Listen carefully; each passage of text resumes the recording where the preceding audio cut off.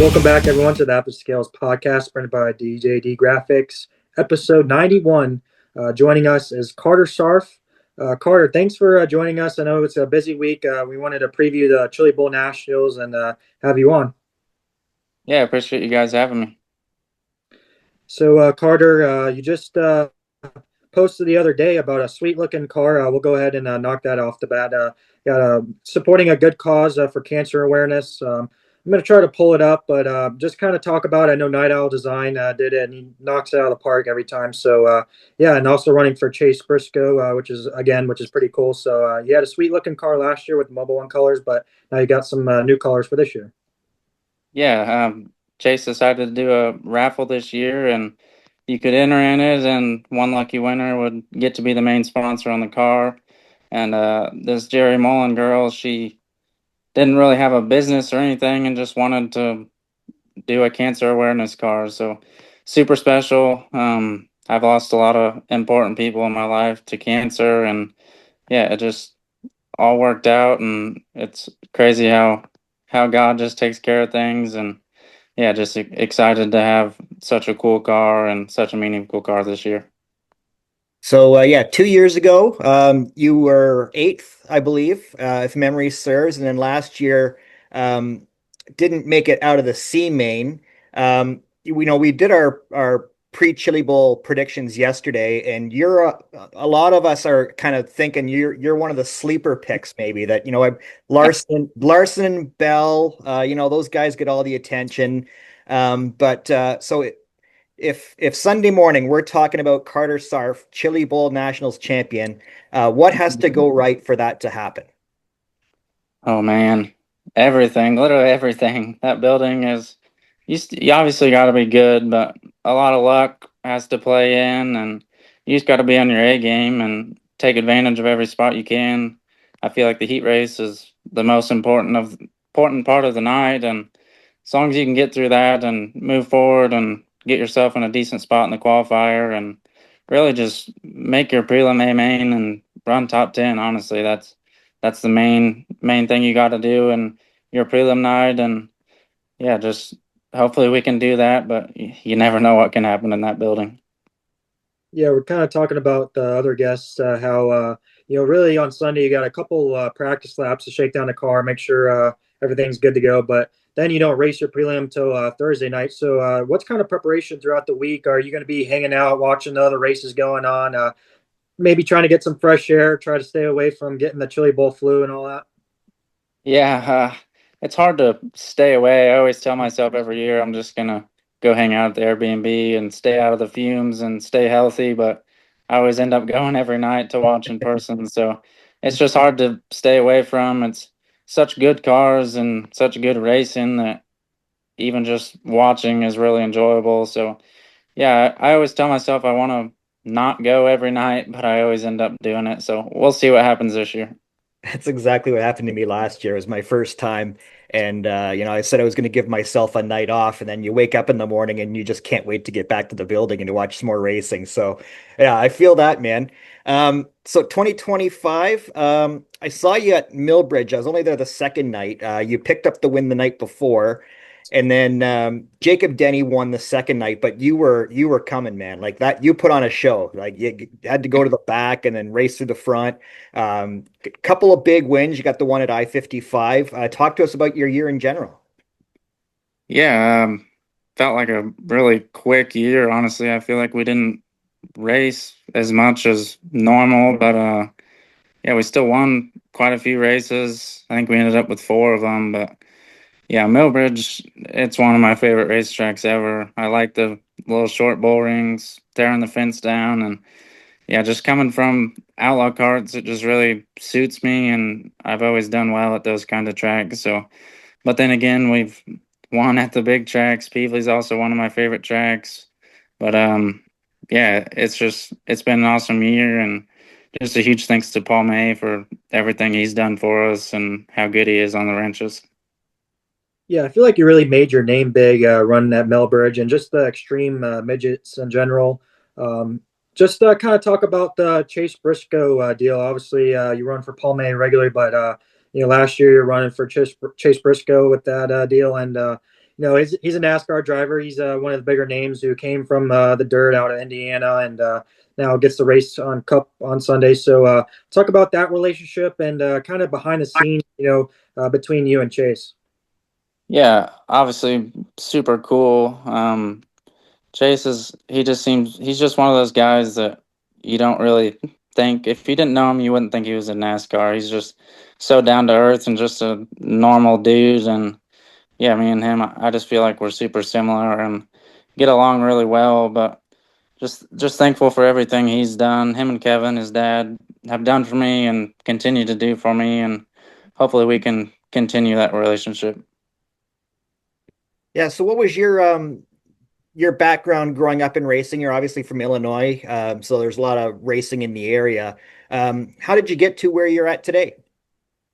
So I started in quarter midgets when I was about 5 years old.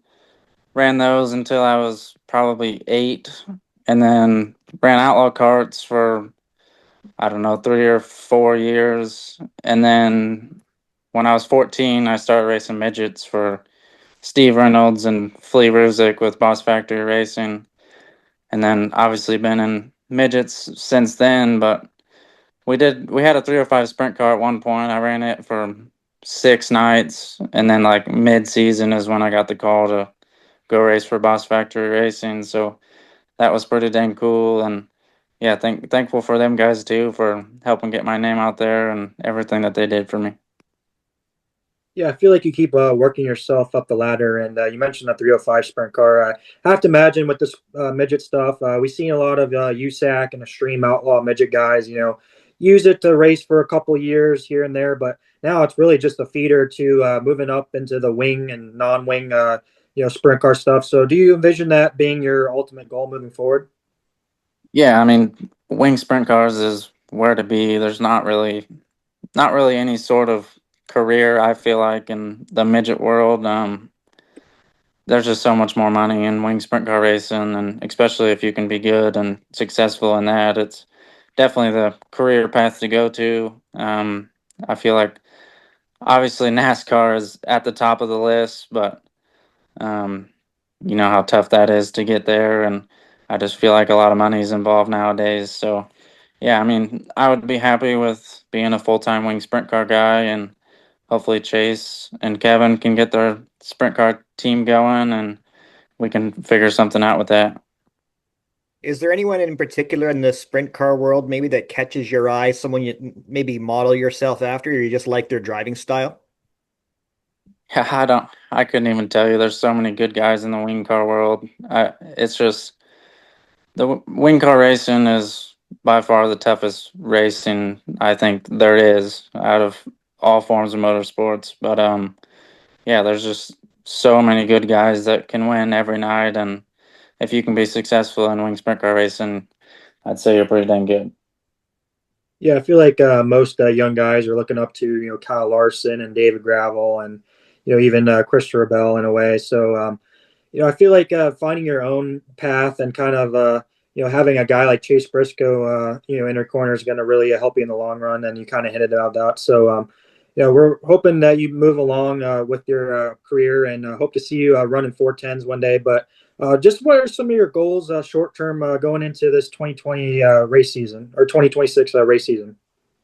Yeah, just same goals every year, win races. I mean, that's our main goal. We usually don't run for points. I mean, if the opportunity were to come along, I'm sure we would, but I just like the mindset going into every race, just trying to win and not even having to care about points. But yeah, just win. That's really the main goal every season.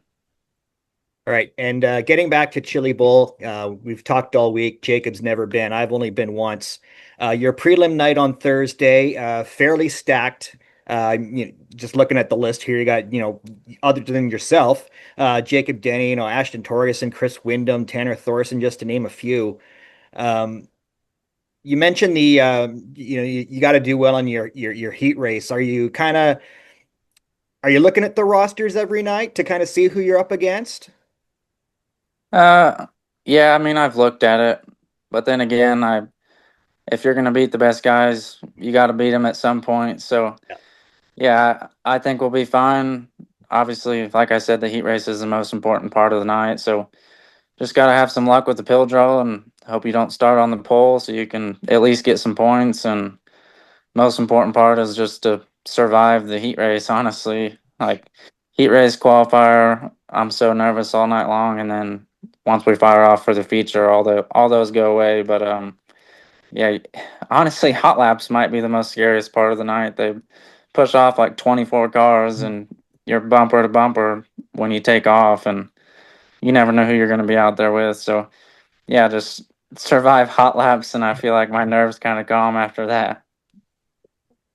And we usually ask this in one of our regular episodes, but usually when a guy has a unique nickname, we like to ask kind of where it came from. And you're called the Shark. So is there any backstory to that? Because you don't run for Shark Racing or anything like that. So just kind of interesting to see the backstory about that. Yeah, it came from racing outlaw carts. Some really good friends of ours. His name's Chris Campbell, and I race with his son, Mason Campbell. And just at our local track, they always said it didn't matter where I started, I would always end up coming to the front and attacking like a shark. And I don't know how he thought of it, but yeah, ever since then it just flowed. So I got that. I was probably 12 years old, maybe 14, somewhere in there, and it's just stuck ever since then. All right, last one for me, and not really a serious one. They've got a really sweet setup at the Chili Bowl with the kind of make your own chili thing, which I really enjoyed last year. Is that something that you're going to hit up? And if it is, Jacob and I have this big debate: beans and chili, yes or no? My mom always puts them in chili. That's the only chili I even know of. So I don't know if I'll try it there. That might not pan well with the nerves for Chili Bowl week, but Right. yeah, I might go by and have a look at it, but I'm not sure I'll try any. Well, I'm gonna have to disagree with you there on Car. I'm not a big bean guy, um, but we appreciate your time, Carter. Like you said, you're a busy guy, and you got one of the biggest dirt races of the entire year coming up. So we're gonna wish you the best of luck, and we're gonna see you there throughout the week. So yeah, before we let you go, we have some Tulsa Chili Bowl trivia that we've been asking all of our guys who are attending the Chili Bowl. Just 5 questions plus a bonus questions. Just do your best, and whenever you're ready, I'll shoot them off to you. Go ahead. All right, so the first one's easy. Who won the Chili Bowl last year? Shoot. Wasn't it Larson? Correct. Yeah. Second is why do they call the statue the Golden Driller? I honestly have no idea. Why do they call it that? The correct answer is because of the oil capital of the world, because of the oil in the area. Gotcha. Yeah, I never knew that. What year was the first Chili Bowl Nationals? Couldn't tell you that one either. It's 1987, and it's the 40th annual, so it's going to be pretty cool to see the 40th. Which driver has the most Chili Bowl wins of all time? And it's just the Chili Bowl. It's not counting the Tulsa Shootout.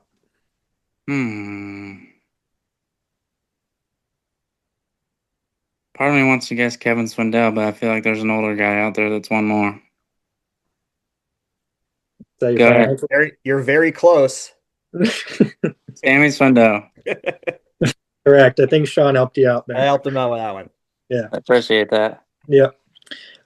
Fifth is what is the nickname of the University of Tulsa as a special mascot? Couldn't tell you. It's the Golden Hurricanes. All right, you're one of the younger guys like myself. Can't say the same about Shaun, no offense, but for the bonus question is who sang the song Tulsa Time? You always hear it every year during the Tulsa Shootout and Chili Bowl. Man, Chase just tagged me in a post, and he had that song playing, and I never even clicked on it to see who's the singer of it, so I'm not sure of that one either. Correct answer is Don Williams, and I don't think anybody's gotten it yet. So No, I don't expect anyone to. It's before my time, so I don't expect any of the young guys to get it. But Well, I'm glad I could learn. I learn a lot in this interview. hey, that's you know what we are nothing if not an informational program. So, Carter, man, we really appreciate you coming on and wish you the best of luck. And your preliminary night is Thursday. Definitely one of the guys to watch. So we'll be watching for you, cheering for you. Good luck, man. Yeah, I appreciate you guys. Thanks for having me, and yeah, hopefully we can have a good Chili Bowl. After the Thanks, Scales Connor. is proudly presented by DJD Graphics.